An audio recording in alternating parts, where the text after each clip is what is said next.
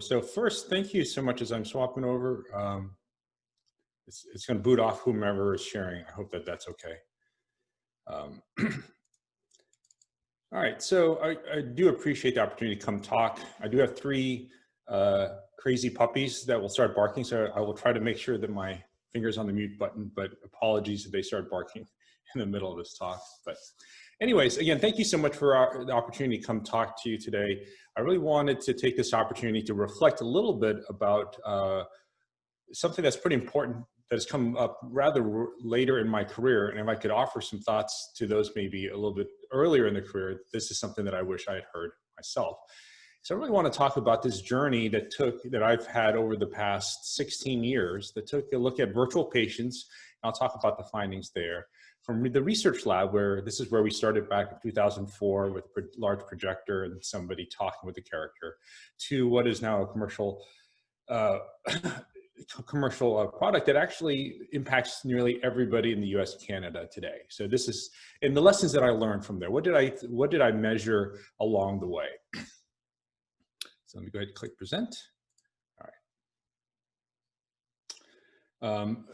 During this talk, I'd like for it to be slightly participatory because I think just listening to me talk the entire time is not near as interesting. So I've put up a form in the Discord channel that I'd like for you to fill out. We're going to get to slide 10. We'll take about a 1-minute break and for you to fill out that form. But just letting you know, the link is in Discord. I would like to get some feedback from you because I think it's going to be very instructive for me on how to shape the talk in real time. All right, so one of my goals for today's talk is to think about what are some of the questions that I struggled with throughout my career. Not research questions, but questions that people have asked me. And I thought that that might be something that, it was very profound when folks asked me these questions, and I thought I would pass them on to you to see whether they might be something that would be inspiring to you. I'm going to discuss this journey of taking virtual patients from a research project to something that's been realized. And then I want to talk about metrics, because I've really been obsessed with metrics for the past few years about whether we are measuring what matters. And I want you to take this opportunity to walk away from this talk today with the metrics that you care about in your career. Okay? All right. And again, any questions that you want to throw into Discord, I'd love for it to be real time. If you want that, that's absolutely great. Fantastic. Now, this is inspired by a great book called Measure What Matters by Doerr. He talks about this philosophy of objectives and key results, and breaking down these things and putting them up and making sure they're visible to people. I would highly recommend this book. It's a super easy read. You can get through it in a weekend. And if you get the audio book, it gets read by a bunch of different pretty interesting folks. And it's been used, this concept of objectives and key results is being used by things such as groups such as Google or Intel, the Bono, and the Gates Foundation. So it's a fun read, and this book has really inspired me to really reflect on what am I measuring what matters. All right, let me take you back. As Gerd pointed out, I've been in the field of virtual reality for a little while. I did my dissertation work in 2002, so this is about 2001. I had been working on a technology to create real-time avatar reconstruction. You put on a head mount. Back then we didn't have things like the Kinect, but when you looked out on your hands, you often didn't see anything unless they were tracked in some way. Then you might see some generic set of hands. What I had created was a way to use cameras to do a 3D reconstruction in real time using the GPU. And I created, so when you looked out, you actually saw your own hands. They were actually generating a 3D, it was a visual hull that was being generated. And you can see an image here on the left. So these are my hands opening a set of curtains and looking outside. I was really proud of this work. I had a publication. I thought this is really great. I could see my hands in VR. I could move around a cloth simulation that I quickly worked up, and what a cool picture, right? So I showed this to my dissertation advisor, which is Dr. Fred Brooks, and he says, "Who needs what you're working on?" And it kind of stopped me in my tracks. And I go, "Well, what do you mean?" I go, I did 3D reconstruction. You can avatar now you can see your avatar in VR. How cool is that? And he said, "I won't sign off on your dissertation until you find someone who needs what you created." And that caused, I don't know how you would feel about that. Either if you're still in school now, or you're still working towards your PhD, or you have one, if your advisor came in and when you thought you were getting close to finishing, he told you, "If no one needs this, I won't sign off on it." And that kind of stopped me in my tracks. And I reflected, I thought I was done. Again, I had a publication, and I asked myself, why would Dr. Brooks ask me to find someone who would use my work? And then I started asking myself, was I measuring what mattered, right? Was what I was so proud of creating, was it really something that I should be measuring? So I went back to my office. Needless to say, I was very, very distraught. I had to go hang out with quite a few of my grad student friends, and we were all really, really, we were trying to help each other. They were trying to console me. But one of them had worked at NASA, Dr. Bonnie Allen. She said, people who need to use this avatar reconstruction real time could be NASA engineers as they're testing payload designs out. And I won't forget that. So I said, well, can you help me connect up with them? And we were able to, over the next few months, actually get real NASA payload engineers to test their payload designs in VR using the avatar reconstruction. It actually came down to Chapel Hill and used the system. So what I learned from that, so here, it's on the right here, you can see, this is actually a screenshot from a NASA operator's hands who was testing out this virtual payload. The virtual stuff is a 3D design, an actual 3D design from NASA. We had some real items. There were more props, but they were real items that would simulate wires and connectors. And they were actually able to find some design changes that they wanted to do inside VR. I thought, and so what does this teach us? Well, what mattered was whose hands they were. Right here on the left were my hands moving some clock simulation because I thought they were cool. Here on the right, there were some NASA operators' hands manipulating a design that really mattered and needed the technology. So off I finally graduated. So now I clearly knew what mattered, right? So then I started off at the University of Florida and got to meet Dr. Paul Fishwick. Now, Dr. Fishwick's now at UT Dallas, but he had been at the University of Florida for over 20 years at that time, and he became a mentor of mine, mainly because I think we were the two people in the department that played a lot of video games. So I really appreciated getting to hang out with him, and we would talk about games. So he would also mentor me about what it means to be an academic. And about 2 years in, he asked me this great question. He goes, what would be a successful career? I said, well, if I got tenure, and he goes, no, getting tenure is not a successful career. Right? What does it mean to be successful for you? And to be honest with you, I haven't had a good answer for this question for a very long time. Maybe for the past 15 years, I've been searching for an answer for this question. So I thought I would pose this question to you all. What would be a successful career to you? Right? And this is great if you're an undergrad, getting to attend a conference, or a graduate student, or somebody who's well into their current career. I think this question still applies because I've been asking myself this question for over a decade, right? How would you measure if you had a successful career? Now, I tell you, what are the things we're trained to measure, right? While we're in school, grades matter, right? Standardized test scores matter. I was told school ranking matters, or the number of publications that I had when I was in school. And now that when I graduated, and when Paul Fishwick asked me this question, I thought about things such as my salary. How much money am I making? The job title that I had. Was I an assistant professor, an associate professor, or full? What were my H-index and citation counts? And what was my grant funding and the number of awards that I've won? So I thought it would be useful for us at this time to figure out what are the metrics that this audience currently thinks about. So I've created this form, and I've posted this link inside our Discord channel. So if you could please go there and click on that link. I'm going to give us about 2 minutes, but basically, let me show you. When you click on this link, click on the link. It's going to take you to a form with just one question. What I'm going to do is, what are the metrics you use to measure a career? Just list as many metrics as you want, such as grades, GPA, on and on. You click submit, and I'm going to collect everybody's answers over the next 2 minutes and build a word cloud and share that with you, so we can take a look at that. And if you want to, if that generates any sort of discussions, I'd love for that for us to see what that means. Okay, so I'm going to give us 2 minutes. Right now, I've got that on the clock just for us to please click on that link, fill out that form.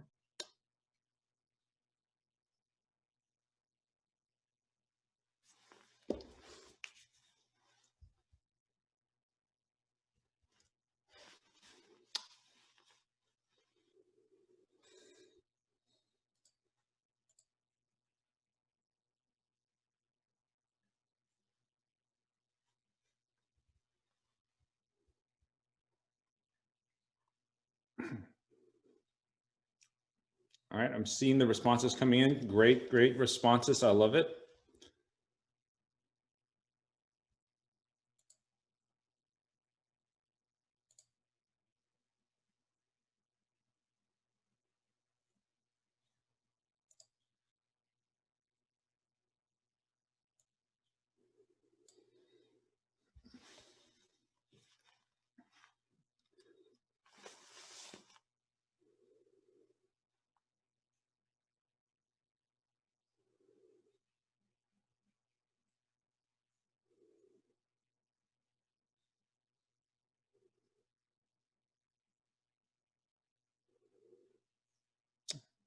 We have about 45 seconds left. Keynotes. I like that one. Whoever put keynotes in there, I appreciate that.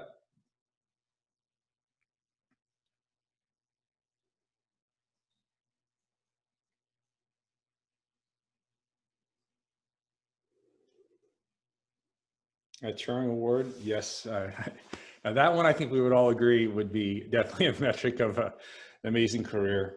And I'll tell a story about somebody winning a Turing Award and how that impacted other people.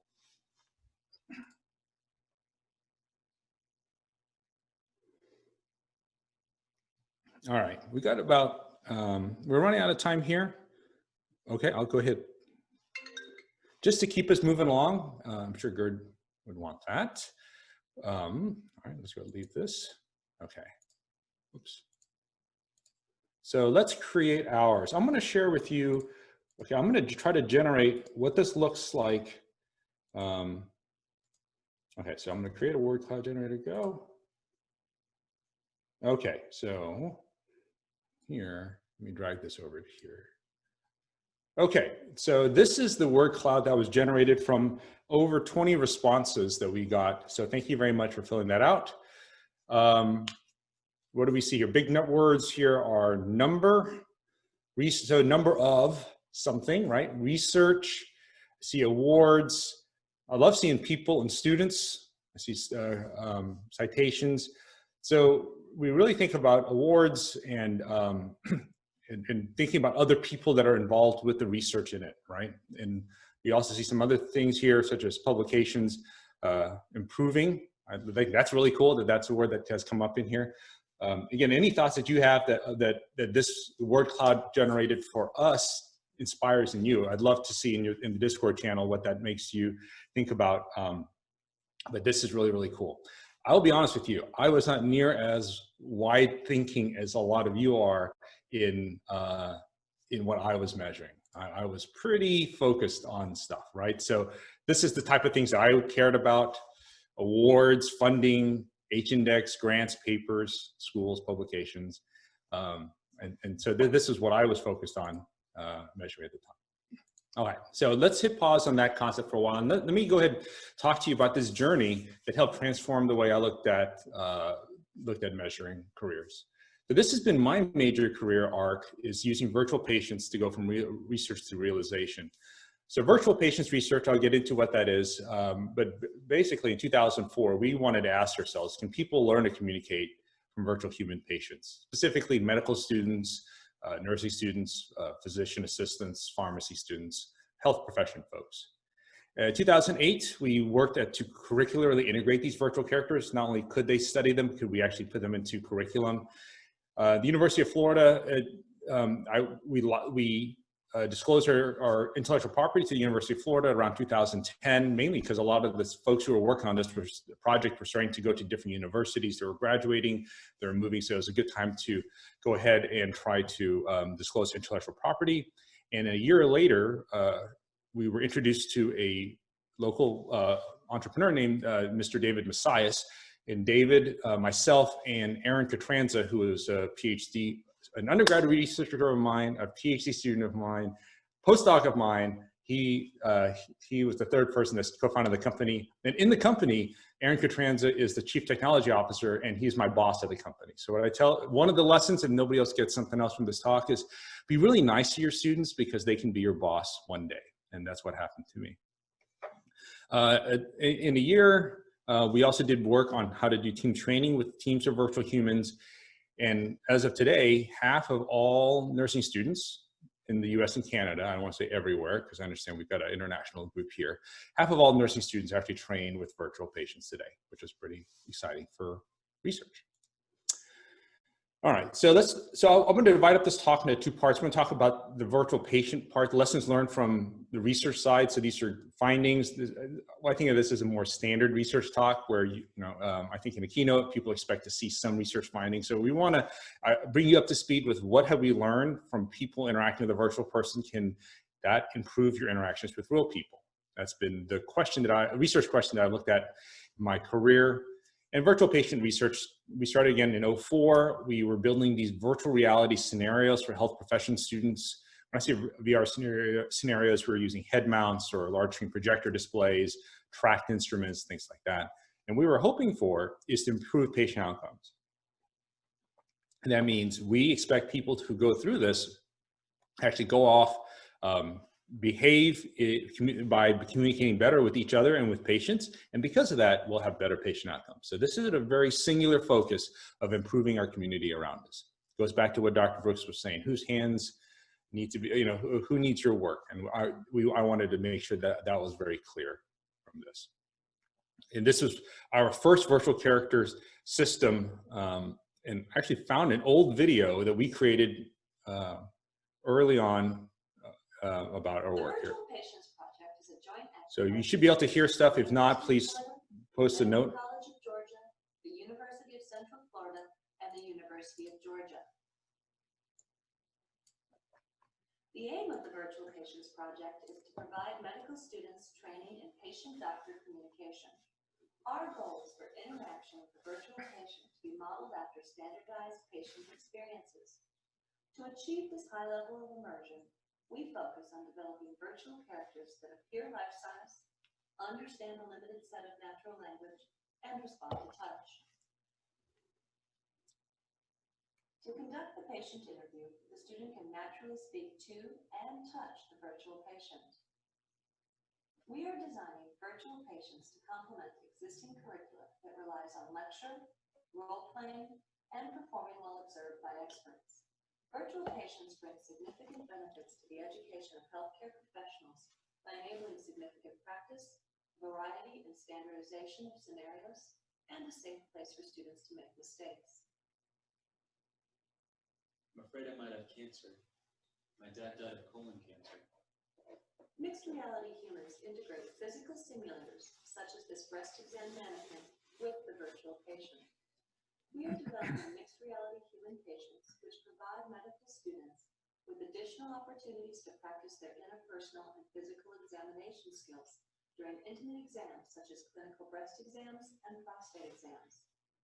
Preliminary study results show that students use interpersonal touch with the virtual patient similarly as with a human patient, for example, to comfort the patient, and that practicing intimate exams with mixed reality human patient results in improved exam performance. Okay, so there you see again back in 2006 some of the problems that we were starting to look into. And so what have we found with our virtual patients research over the years? First thing is we can improve soft skills. So we've worked on projects such as improving empathy. So if a virtual patient said to you, hey, I'm really scared, what if this is cancer? Or if somebody said, I don't know if I can afford this medication, how would you respond? It's actually very difficult to teach students effective, standardized responses so that people can respond effectively, but also not overpromise or say things that are not going to happen. We also looked at things such as bias. Bias is, here you can see these two virtual characters, and we found that students will actually treat these two virtual characters differently, especially around empathy. So we looked at so we saw that real world biases are observable in the virtual world. We looked at other biases such as gender, weight, and language. This has been a really fertile ground to really see that these virtual characters do elicit quite a few same real world responses as real world stimuli.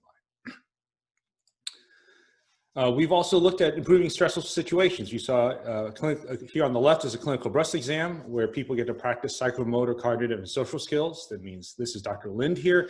He actually has to press at the right pressure because we've got sensors inside the mannequin. He's got to go in the right order, and he's got to talk to the patient during this entire time because she's very frightened and concerned. So there's that. And here we actually did some work on prostate exam, and I will say this is probably my most famous picture.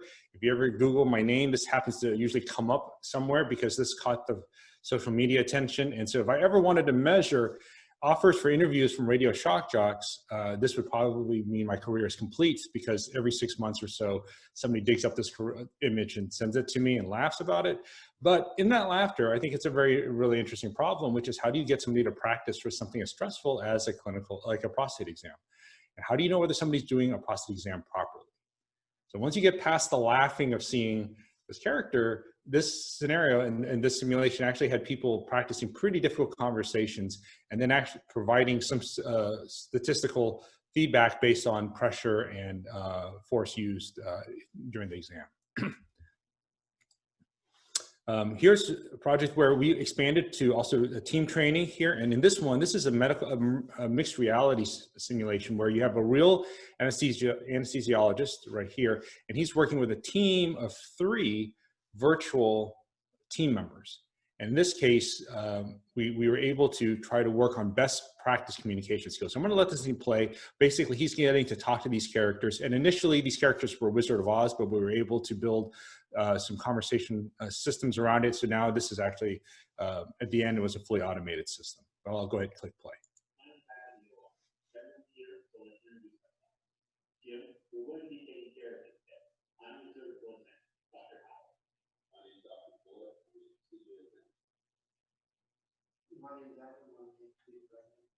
I'm Nancy. I'll be your nurse.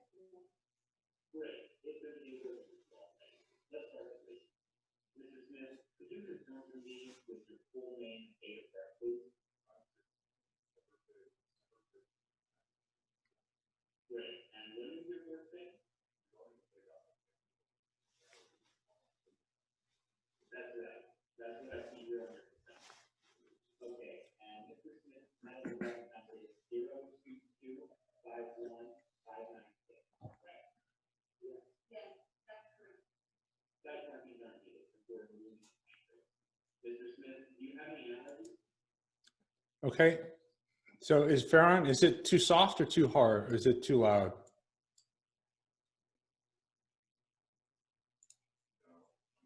I'm going to try to increase it. All right, great.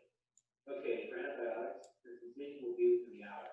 Resident, could you give Mr. Smith ceftriaxone 1 gram IV slowly right now? Okay. Great, thank you. Okay. So I apologize for the audio. I tested it, I thought this would be a good level, but apologies for that. But basically what you saw there was a person was speaking to these virtual characters. Oh, I didn't click that. I'm so sorry. I practiced this, Gerd. I promise you I practiced this. I should have clicked the share sound. That was my fault. Sorry. And he even warned me about this beforehand. So full professor, sorry about that. Okay. Anyways, so basically what you had there was you had this user here speaking with all these virtual characters. And what we were able to find was if these virtual characters, we were able to practice, okay, good. We were able to actually have them practice best practices on how to reduce errors, for example, giving medications. Or if one, which was one of my favorite ones, stopping a bullying teammate. So in this picture, the character on the left is a nurse. We have a surgeon, and we have an anesthesiologist, and this is an anesthesiology resident. So this is, there's a power dynamic that goes on in here, and we were able to explore what happens if the surgeon, for example, wants to do something that's against procedure, such as close up before completing all the proper procedures because he is in a rush or he's exhausted. And we were able to practice and show people how to speak up and care for the patient properly in these situations, these very difficult social situations. Even though it was surprising, virtual characters can also bully you, right? Which is a surprising result. Virtual characters can actually exert, if you are a nurse and a virtual surgeon tells you to do something, it carries a lot of weight, even though it's just a virtual character on a screen. Also interesting here is this room that they were in was actually a decommissioned operating room. So this is an actual room, and we took the backgrounds to be the backgrounds of the characters. So these characters really felt like they were in your space, and it was a pretty effective simulation. What else did we find with virtual characters? That it helped us improve interactions with important populations, such as protected populations. We were able to create simulations where we had virtual children, people with psychiatric conditions that are obviously protected populations. You can't bring real people in with certain conditions and train people with them. So we were able to create virtual characters with them. We've been exploring topics such as discussing difficult conversation topics such as suicide. So if a virtual character, if you were let's say you were a nursing student and a virtual character said something such as, you know, ever since my partner died, I really don't have any reason to live. How would you respond? The research actually shows the next few seconds, the look on your face and the words that you say are the biggest predictor for that person attempting suicide. I'm gonna repeat that again because it blew me away. Because I was talking to Dr. Igor Galnikar, who's an expert in suicide prevention. He said, yes, if a patient expresses suicidal ideation, the biggest predictor whether they will proceed and attempt suicide is actually the response that they get from somebody, typically a healthcare professional, that they open up to. So so what we're actually doing now is using these virtual patients and getting people to be able to practice with those virtual characters using cameras, so we can track facial expressions, we can track their voice, and giving people feedback automatically on how they're responding to empathetic challenges, such as a suicidal ideation patient. So discussing difficult topics is something virtual patients are really great at, and we can also learn that we can also integrate curricularly abnormal findings. So one of the difficulties for medical folks is they spend a lot of their time, a lot of their learning, rounding or walking behind medical doctors in a hospital and hoping that, and whatever they see, that's their education. So it's sort of, people have described it catch as catch can, because whatever you happen to see that day at the hospital, that's what you learn about. Now, that's great for a lot of the common stuff, but for the abnormal findings, this is actually potentially something that could get in the way. So what we found is that we can actually create simulations that help people practice on the more abnormal findings. And so, for example, if somebody walks in and looks like this to you, she actually could either need to get rushed to the emergency room because she might be having about having an aneurysm, or she could just need to go home and sleep it off. And it's all about the questions that you ask and giving her the right set of tests. So we were able, I think we'd all agree, we would like medical students to be able to practice with a virtual character and make mistakes and learn from them than to obviously be learning on this on the job. So these are some of the things that we've learned that virtual patients are really, really important for. And doing that, how would I measure a great career there? If you take a look at my faculty yearly review, what was I being reviewed on? This is what mattered: the job title, the number of students graduated, the papers published, the citation count, grant funding, awards, of course, service to department, college, university, and the research field. But after doing this for a while, I said, am I being measured on what really matters? Right? And hopefully this is a question that you ponder, not go beyond the length end of this, this talk. All right, so I'd done a lot of this work in virtual patients. I dare say that I'd become somebody that was quite known for virtual patient research. And this is about the time whenever we started disclosing some of the research results obviously we published on it, but we also disclosed some of the intellectual property. And I was introduced to David Messias. This is David Messias. He's the CEO of Shadow Health. And he says, are you working on the most valuable problems? He asked me, are the virtual patients you created, are they the most valuable ones to create? I told him, well, protected populations, that's so important. Cranial nerves, for example, you don't get to see that. He goes, I get that, but is that what people are having the most trouble with training people? And I didn't know the answer to that. They were definitely interesting science problems. I could get funded from the NSF and the National Institutes of Health, but were they the most important problems? And I didn't have a good answer for that. I pretty much just told them that, hey, don't worry, I'm the world expert in this, just trust me. But behind the scenes, I really didn't have a good answer. So this question has really stuck with me for a long time because this was one of the first times I met him, and he was you could clearly tell he was kind of shocked that we weren't working on the biggest problems out there. From a business side, that makes no sense to be working on something that is not does not have the the largest market opportunity. So we started a company called Shadow Health in 2011, and I just want to show you what the technology you saw early on in 2006. What does that look like now with a more up-to-date system? What does it look like from a commercial enterprise? Oh, okay. Now let me go ahead and I'm going to stop sharing my screen and try to get this audio right. So since there is one more, this is the last video. So share computer screen. All right, here we go. In 2012, the only virtual patient simulations available on the market use point-and-click technology or drop-down menus. Shadow Health believed that to create a more immersive, transformative environment, a more realistic patient encounter was necessary. Our conversation engine was designed to provide just that, and our patented technology remains entirely unique and unparalleled by any virtual simulation on the market today. What makes the pain worse? Well, I think it's when I'm doing something physical most of the time. In Shadow Health, students think of their own questions relevant to the patient context. In fact, our virtual patients can answer hundreds of thousands of questions. Our patient conversations also reward students for asking high-quality questions. Better questions lead to better patient disclosures. These conversations are the force that drives Shadow Health. Shadow Health's patented conversation engine technology allows students to develop critical thinking, build confidence with their patient interviews, and achieve mastery learning. And through these in-depth interactions with our virtual patients, students gather the subjective data necessary to provide high-quality care. Now let's look at an example with one of our patients, Tina Jones. We know that in order to provide safe, effective care for their patients, your students need to do better than simply asking, "Any allergies?" Yeah, I'm allergic to cats. Tina's response here is pretty superficial, so your students could dig deeper and ask, "Are you allergic to any medications?" Yeah, I'm allergic to penicillin.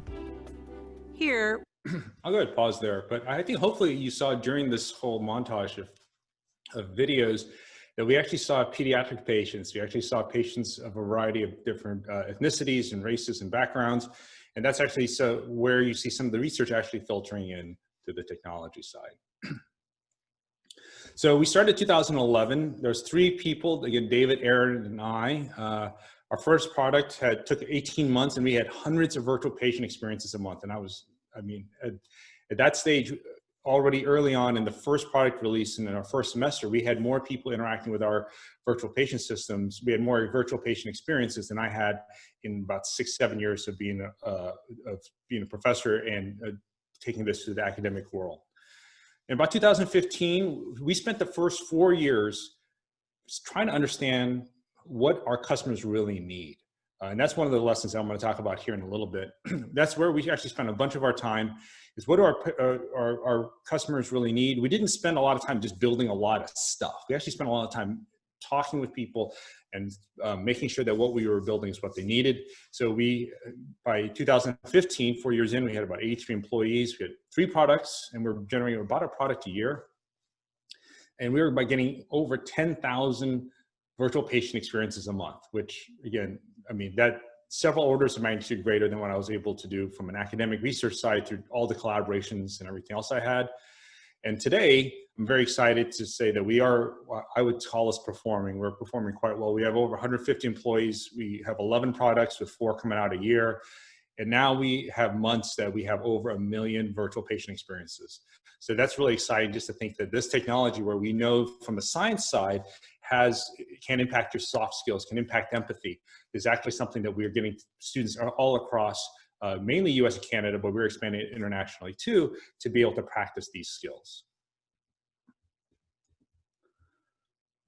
So I thought, well, what are some couple lessons that we can pull out as an academic research conference that I've learned from this research side? And frankly, I would have enjoyed being able to make 3 or 4 talks just on this part, because it's just been so much fun to actually take an idea out of the research lab and see real people use it.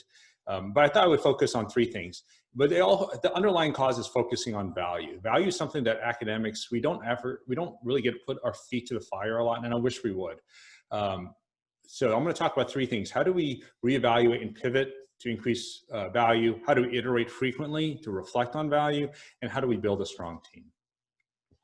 So one of the things that we first had to do, if you recall, a lot of the virtual reality research when we first started was very used HMD, head-mounted displays or large screen displays. And we needed to think about how, while that was great and helped us get research papers published because it had cool, quote unquote, VR, if we wanted to actually maximize the users, we needed to think of, and maximize distribution, we needed to think about other ways.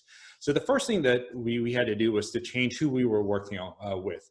In the research side, we spent a lot of time working with medical students.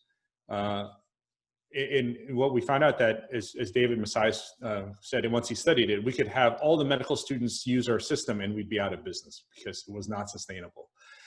We actually switched from medical students to nursing students, which had, at that time, an effect mainly to maximize users, but ended up being something that actually impacted changed the amount of impact our company could have more than anything else.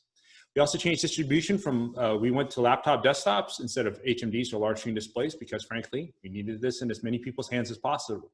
And we did some research that showed, yes, HMDs and large screens were better, but not significantly, largely better. It was quite good using laptops and desktops. And we also wanted to maximize value to the users. That means curricular integrations. We were providing 10, 15 hours plus a semester of simulation work instead of these 10, 15-minute vignettes on the research side, because this sort of integration from a research side would be extremely difficult. So one of the things I want you all to think about when you're thinking about your work is how, if you wanted to increase impact, what are you, how can you pivot or make, when I say pivot, that means make major changes, seemingly at times incomprehensible changes. If you talk to a VR person, especially back in 2009, you're going to no longer do HMDs or large screen displays. They might even say, well, is this even VR? Right? And I would say you should see some of our transcripts where we had people talking with these virtual characters for 2, 3, 4 hours. And I would love to give them a sense of presence and co-presence survey after that, because I would say they're right along there with you. The second lesson so lesson 1 is really evaluating, maximizing impact. So what are ways that if you wanted to maximize the number of users using your system or the number of being able to get this in as many people's hands as possible, what are some changes that you're willing to make? That might seem radical now, but once you start making them, it does free you up to be able to tackle some very interesting, potentially different questions. But that's something that I would recommend for folks listening to this. The second thing is to deliver frequently, because you want to learn what people need, not what people want. So our first product at Shadow Health was called Health Assessment. This is the first intro level class, first semester class, I should say, for a lot of nursing students, whether you're undergraduate or graduate, whether you're at a community college or a 4-year college, didn't matter. Health assessment was it. And we flew around the country, David and I, at the beginning, and we said, tell us, what do you need? And people told us that if you had these 18 modules, we would buy your system. We said, okay, now we figured it out. This is what people need. If they built these 18 modules, we would need it. And we built it, and it took us an extremely long time. And while people did buy it, upkeeping this and actually keeping this up to date and improving was extremely difficult. So let me show you, fast forward to how we do things today. So let's take a look at the next product. One of our next products was mental health, which we talked about as one of the protected populations from the research side. We brought that in. When we built this, what we did is we fully built out 2 patients very, very quickly, Nicole and Rachel. And we actually sent them out to our partner programs and said, hey, are we on the right track? We could build these characters really, really quickly. They had probably some initial art. They might not even have finalized art. They might not have had any audio, but we were able to get that out to people. And what we got back very, very quickly within a few months was what we need to deliver was not 18. What they needed to do it was to build, to just take 5. Now, what does that mean? So, well, the people saw sufficient value in using your system at 5 instead of previously, again, 18. If you ask people, what do you need? They'll tell you they want everything under the sun, and you go off and build it, but they don't really need a lot of that stuff. A lot of that stuff was actually want. How do you actually get at that? The best way we get at it is to iterate. We want to show them something small, incomplete, but help them continuously help us fix that until the market tells us what they need. So we're able to release mental health to just 5 patients. What we find out over some amount of time is even after it's been out in the market for a year, 2 years, we're able to see, well, what they really needed was 1 more patient. And so we added this character, Lucas, on the lower right. 6 patients was really where we were able to get the same sort of uptake as health assessment. So what does this mean from a research standpoint? A lot of us, myself included, was trained. You do research, you do all your work, and then you show everybody at a conference, this is my results. Hopefully you get it accepted or not. But if you do get accepted, you're able to pull back the curtains and show everybody how great your work is. That's very risky. And you can end up doing way more work, health assessment at 18 modules, for example, than mental health having 6 than we would otherwise have to do. So we want to find ways to deliver quickly. That means for us, we bring in our collaborators and we show them our work every few weeks, roughly every 2 weeks. In my research group's case, we have regular meetings so that we show that to them and they drive our work. We let our users prioritize our efforts. The reason why, I mean, my students often complain, why do we have to work with nursing students or medical students? They're so much harder to get a hold of to run studies. Yes, but they prioritize the research questions that we do. And that's one of the really inside secrets that we have in our group is that we don't prioritize the research questions, our collaborators do. And finally, just to give you some insights, because I think when somebody sees these virtual characters, what actually goes into it, this is a team that if we create a shadow health, this is who creates a virtual patient, builds a valuable virtual patient. We have got somebody, a product owner who studies the market and talks to potential customers. We have a scrum master that makes a team run faster. If you're involved with Agile or you've thought about Agile in academia, I love talking about that. Just hit me up on that. We have a narrative designer. This is somebody who is doing the dialogue and the writing, often with a creative writing background. We have art, engineering, which does database security and scalability. We have a sim developer. This is the Unity side. And then we have an instructional designer. We actually have somebody who's thinking about learning theory who can sit there and incorporate in the product. And this is the entire team that it takes to build a single virtual patient to actually create one. Now, this team is also shared. Each team actually has several shared other services, such as testing and market research, support, technical support. So when people call in and have problems, they're supported by the sales team that's out there, training and instructional design. So people need to be able to help take these new products and integrate them into your curriculum. Obviously, you got to collect money so people still get a job. And how do we improve the process behind it? So you can see now, give you insight, this team that's really, really needed. And when I think about myself as an academic, and usually what a reduced size team I have, one of the things that I've learned from here is the value of having a shared team, especially from the conceptualization phase. So for example, having an instructional designer at the very initial phases of creating a virtual patient greatly improves the quality of the education product at the end. If that's going to be your user, you need to have somebody here at the end, not at the beginning, not at the very end when they're just taking your product and giving you feedback on it. So if you take a look at these 3 items, again, pivot to increase value, reflecting often, and building a strong team, how would I apply that to research? Ask yourself, if you want to increase value, value is the thing that you wanted to measure the most. And value leads to impact, which leads to a lot of the metrics that you talked about in the word cloud. What are some things you're willing to totally disregard? For example, in my research group, we've quit using HMDs due to COVID, and I don't expect this going back for at least another 1.5 years. But we were still able to make a lot of progress and get things out. Iterate frequently. This means showing folks who will be using your system on a regular basis what you've got, letting them drive your research questions. This is a really tough one that might not be very obvious, but a lot of times my students will come to me and they say, hey, you know what I think would be cool? And they would give me some hypothesis. Could a virtual human be trusted to do X? I go, yeah, that's cool. And then they'll come back the next week and they'll say, you know what would be cool? Can we use virtual humans to persuade you to do Y? I'm like, yeah, that's cool too. How do you know which one's cooler? And they go, I don't know. I go, that's right. We can't tell that, but we can ask people in our domain which one they need the most, and we should work on that problem. So that's an opportunity. So if you can work with people on a regular basis, you don't have to go around just tackling one quote unquote cool problems, but valuable problems. And then building a strong team, really starting from the beginning and asking yourself, well, who's our end users and what team do we need to actually service them? And you can see in that previous set of slides, the computer science side, the technical side, was only about 25% of the team. So what metrics did I measure when I was starting the company, co-founding the company, and for the first few times? Well, I counted the number of employees. I thought that was really cool. A yearly revenue, how much was the company valuated at? The number of users or awards that we were getting. But was I really measuring what matters? All right, so last section here.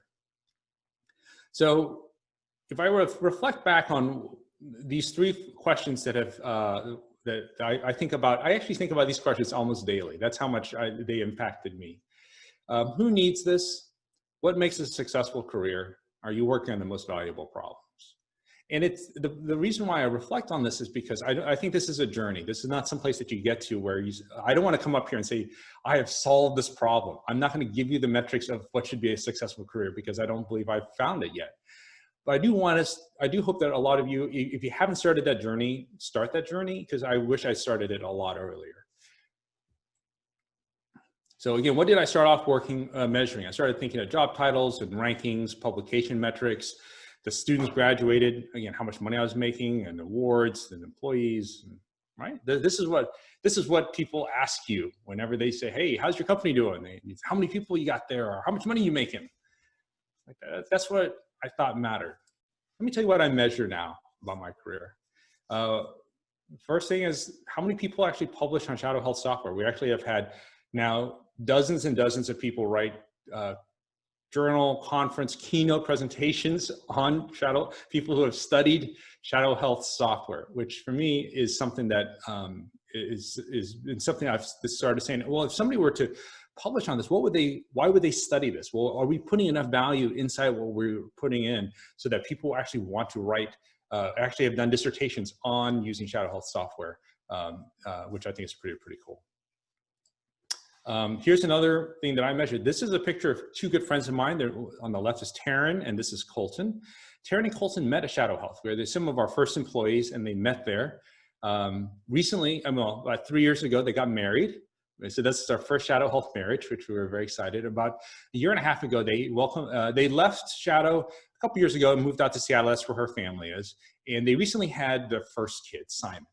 And in their labor and delivery room, Taryn was talking to the nurses in their labor and delivery room in Seattle.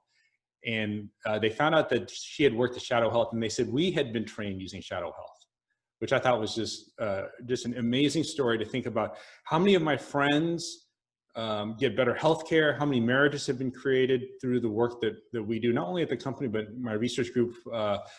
We just found out that two students from my class in HCI who are sitting next to each other just got married last week. So I start counting those metrics as saying, is the career that I'm trying to strive to have, am I measuring the right things? If you think about the number of families who have been impacted by the work that you do, I think of a lot of them, whether they moved across the country or across the world to be a part of something, and the families that are impacted, and can we give people a good livelihood that they're doing meaningful work. 600 million. So the users of the students who use Shadow Health each year, which now, as I said before, is over half the US and Canadian population, they will actually service 600 million, they will see 600 million patient encounters in the real world when they graduate. So I don't think it's hyperbole to say that almost everybody in the US, Canada, and of course some places internationally, but I can't say everywhere, will probably be benefited, because when you go get healthcare, when you interact with a nurse, there's good odds that that some of at least the younger ones, that somebody was trained using Shadow Health. And that, to me, I think is an impact. So if you want to impact the community around you in ways, trying to get your research out there is, again, one great way to do it. From a research side, something I think about is how many collaborators would still work with you after 10 years.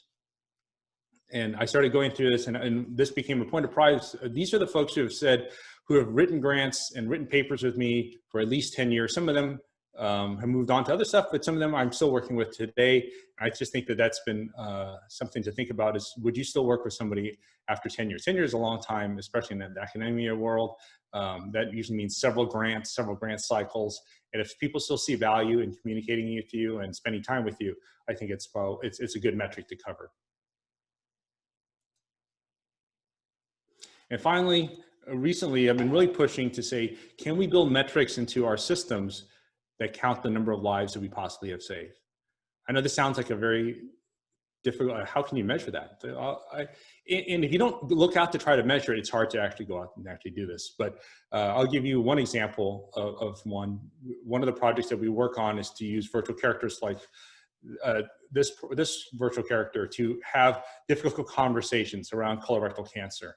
And what we found out is somebody, and what we do is we built into this work, if you go through it and you not only do you learn about colorectal cancer, but you can actually order a test, a FIT test, which is a test that you can use to see whether you might have early stage colorectal cancer. It's very difficult for people because people tend to not want to talk about colorectal cancer. But anyways, in this project, somebody working with us actually saw the work that we were doing, noticed that she had some of the same symptoms, got tested, and found out she had colorectal cancer. And she came back and told the research group about the advisory board. She met with our advisory board and showed us, talked to us about how she believes this work impacted and possibly saved her life. And I can tell you there wasn't a dry eye in the room when she came back and spoke to us. And this work is led by Dr. Janice Krieger, who's in the College of Journalism here. So we're coming to the end. I will give you some hints about what I now measure in other people. So my students often ask me, how many papers do I need to get to graduate? And I go, I will graduate you when my collaborators treat you as a colleague. That's what I measure now with my students. Not the number of papers, but it's that. Now, typically for my collaborators to treat you as a colleague, it takes a certain number of papers to do it, but I don't want you to focus on the number. I want you to focus on how people treat you. For collaborators, what I recommend you to a junior faculty member. That's a pretty simple one, right? I think a lot of us who are a little bit more senior know that it's important to the junior faculty don't get connected with the wrong folks, because it could really damage their career. If I would recommend you to a junior faculty member, then that's something that I think is measurable and positive on your end.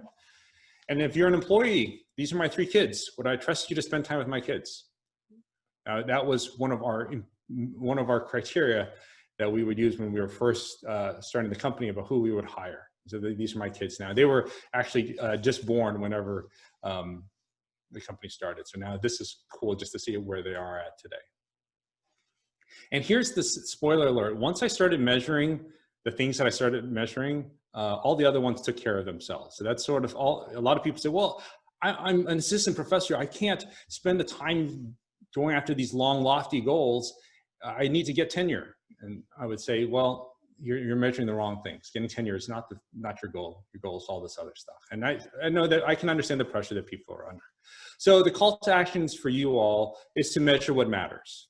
To take your or someone else's paper and ask yourself, who needs you to do this work? That's what Dr. Brooks asked, right? How do you know what you're studying is the most valuable question?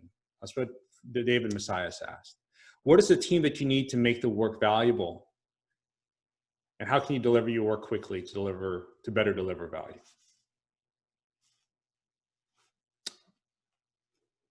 All right, so what would be a successful career to you?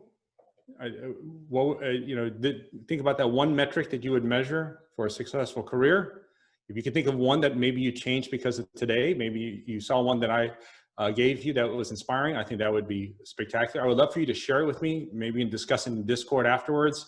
Again, I'm not saying there is one that's correct for everybody, but I want us to think beyond what we often get told to measure, because once I started focusing on these other items, it's made my job much higher satisfaction, which I saw as one of the things that people have typed in, which I think is great.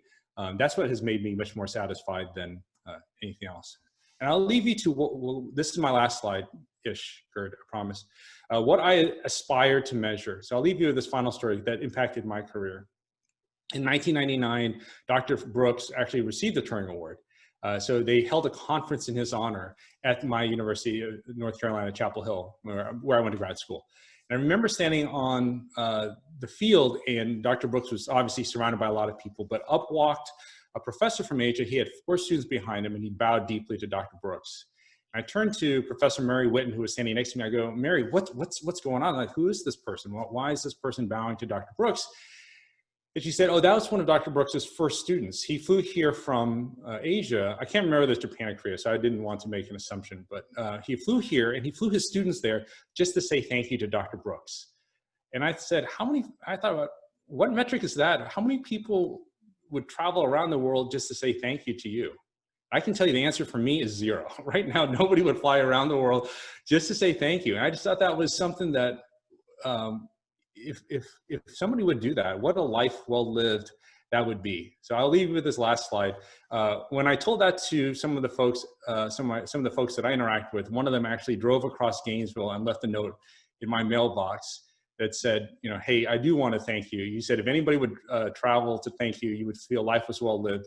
So Dr. Brooks got people to travel halfway around the world. I got somebody to drive across Gainesville, Florida, which for some of you, it's a small college town, so it's about 10 miles. So I'm striving to increase that from 10 miles to halfway around the world. So I appreciate your time. I appreciate your thoughts. Hopefully this starts a discussion in your mind, a journey. Join me on that journey about what you think is important to measure. So thank you so much. Thank you. Very interesting keynote. There are probably not many people in this room who can claim that research has saved someone's life. So I think your research definitely had a very big impact, and you had a very good career. So we started a few minutes late, so we can take a few more minutes for questions. A quick reminder, you can post your questions in the chat, or I believe you can also raise your hand. There's a Zoom feature for that. Then I can give you access if I see it, and then you can ask the question directly. Maybe to start us off, just a quick comment. I loved what you were saying, Ben. It was really great, in particular the measures for your career that are not only important for the younger researchers, but also for the mid-level and older ones. Were very, very helpful. A quick comment for everyone. So we are going to put the presentation on YouTube, so people can later come back to it and check all those great suggestions on those slides, if you haven't been able to follow all of that during the presentation. So while I'm waiting for questions, maybe I start us off. I think personally you found a very good topic with healthcare and skills training by agents to contextualize your research and measure your impact. So I think you personally found a good topics there. But not only that you found a good application, but your research is also making a positive impact on humanity. Right? Not only other people see that your research has value by saving lives, but also you will probably feel more motivated while doing it, in particular, also as a measure of your own success while you're doing it. So I think, I know the answer, but do you think healthcare in general is still a good suggestion for the students at this conference to focus on if they're still looking for an application field for their own research?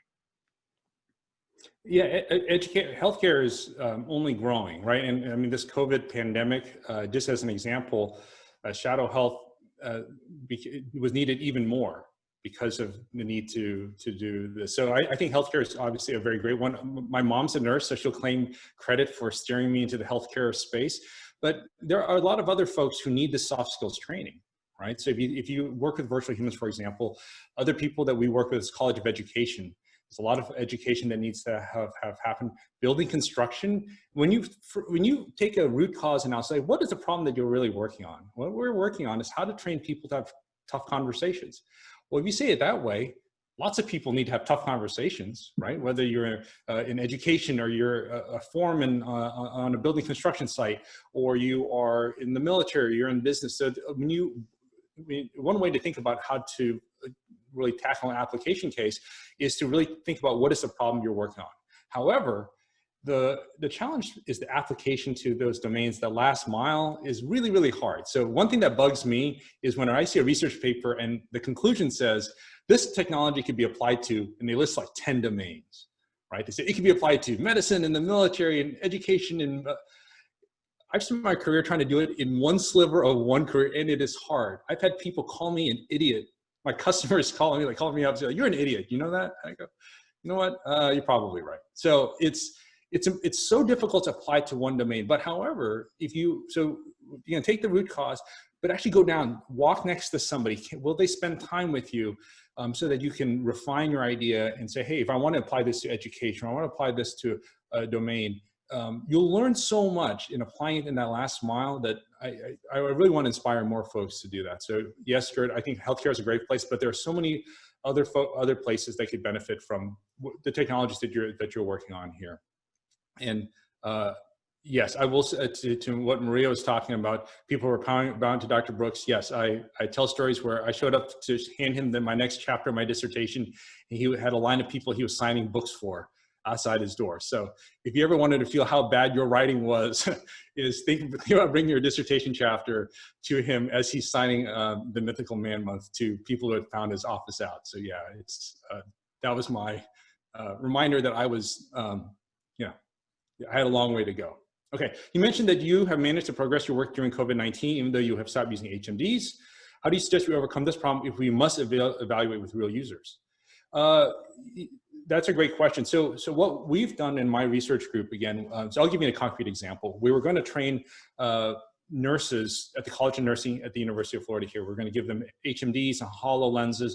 We're going to have them test out working on their skills in stressful situations, particularly around triage and working in an ER. So that's the space where we wanted to do it at. Then COVID hit. Well, what we transitioned a lot of that was into either a Unity for some of the stuff, or just a straight YouTube interaction, a video of people interacting with virtual characters and studying a different question. Instead of saying, I'm going to teach you skills around triage, we actually started looking at questions such as trust and confidence and persuasion that these virtual characters can do with you. So that we were able to do other similar sort of hypotheses using the same technology, using the same scenario and the same user population. And that was something that they cared about. Actually, they cared more about trust and persuasion than head mounts versus augmented reality than we did. So when we switched over, the nice thing was in the initial setup with HMDs and HoloLenses, we were only going to be able to run something about 20, 30 people. When we switched it over to more online learning experience, we were able to run 80 people in 3 hours. And my students, the stress level for my students actually went way down because they didn't have to troubleshoot all this stuff. So I do want us to say, I think if you said, hey, how can I study the same problem, but now I don't have an HMD? Yeah, that's going to be really hard. And I think that's where a lot of people get stuck a little bit. You said, well, hold on a second. What do our collaborators care about? Oftentimes, they're not as interested in the VR side as much as we are, but they have some interesting hypothesis nearby. For us, for example, is virtual humans and trust, virtual humans and persuasion, confidence, error detection with virtual humans. That's where we switched to. And that can be done using a fully using, let's say, Unity or even straight YouTube videos of virtual humans interacting. So, so my suggestion again is to try to pivot, take that step back, and see whether there might be a side research question that your collaborators really benefit from, and then you can do a slight twist that way. Another question, and I know, Gerd, I don't want us to break up your schedule too much.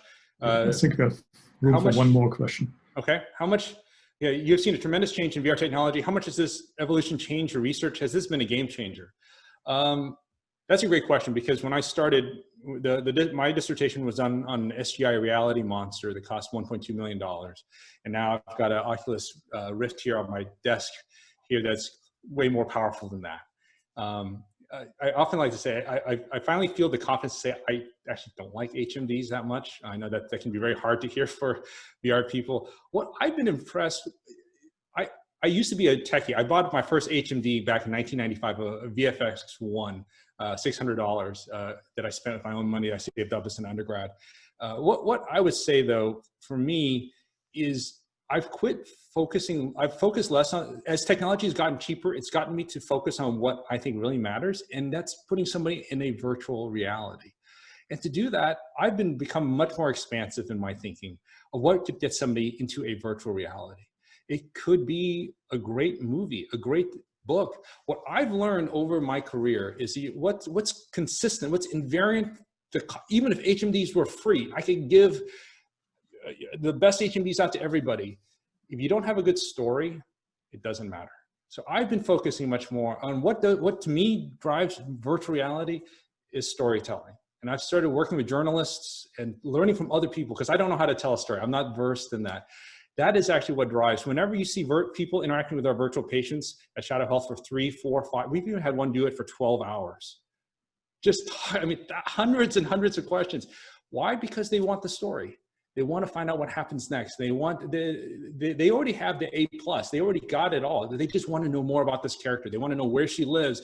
What does she believe in? What does she eat? What's her favorite recipes? How is her sister doing? All these questions is what they want the story. So I leave that with you. As VR has become cheaper, I've learned that it isn't the $1.2 million SGI reality monster or the $300 Quest 2 that I can now go off and buy. It's a story that you get told there. And if you can change somebody's reality, you can study all the questions that you really want to study. That is a very good end for this session. So please join me in thanking our speaker again. Thank you.